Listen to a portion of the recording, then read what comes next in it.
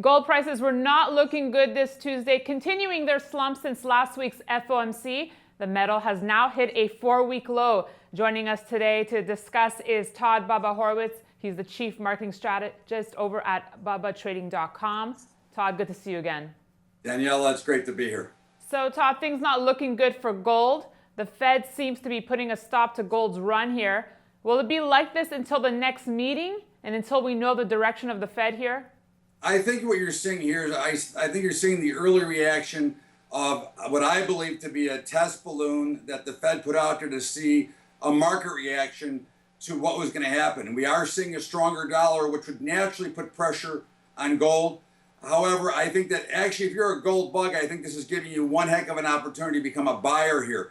I think somewhere here between here and the $1,200 level, no matter what the Fed does, I think gold is going to find a great level here to be involved, because the overall economy, the overall negative interest rate policies around the world are still going to help gold stay up here. So I think this is more of a gut reaction from really a test balloon, because I do not believe that the Fed can raise rates anyways. So I think what you're getting here is you're getting a potential bargain now in gold as they're punishing it because of the strength in the US dollar. Okay, so you're not buying the June rate hike yet? I don't buy anything they say because they're not credible in their verbiage. You can see that this is more of a test balloon because they've got the Fed governors out saying different things, trying to get a read, and the market is totally ignoring it because we can see by the rally in the equities that they don't believe that the Fed is going to raise either. All right, and also interesting, so you're saying this is a buying opportunity. We saw some famed analysts say that, gold investors should be waiting on the sidelines here, but you say no way? I say you buy it. Look, if you're buying it to be a trader, then you might want to try to wait a little bit. But if you're buying this for an investment, I think there's no better time to step in and buy a portion of what you're willing to buy now, because I don't think you're going to get much better. Yeah, maybe we'll go to 1,200, but if you're buying this as a long-term investment, as a hard asset, what it should be bought for, then you're much better off easing in and not trying to worry about exactly where we're going to go, because again, it's going to be volatile. But I think over time we're going much higher from here versus lower. I think your risk to the downside is minimal and your reward to the upside is huge. So let's zero in on levels here. There seems to be support for gold at 1220, 1225. Is it possible that support may be tested before the long weekend here?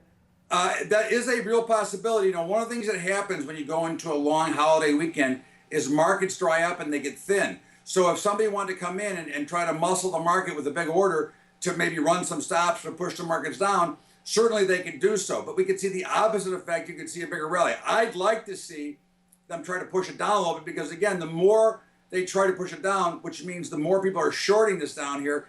And as we all know, a short covering rally is a nice start to a big move to the upside. I think we've got to watch. Probably, I wouldn't be surprised to see 1,200. And then the real challenge will be when we do get the rally, if it can get back through 1,300 to break out above. All right, just to wrap here, thoughts on silver, which has also come under pressure, hitting a 1-month low this week. What's next for silver here? I think, look, I think you keep buying silver. I think you keep putting it away. They are basically flushing these things down like they are worthless.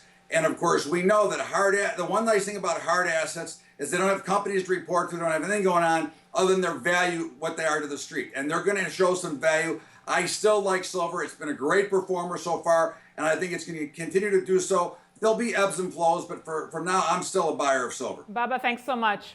Daniela, thank you so much. Stay tuned. We're talking technical levels with Gary Wagner up next.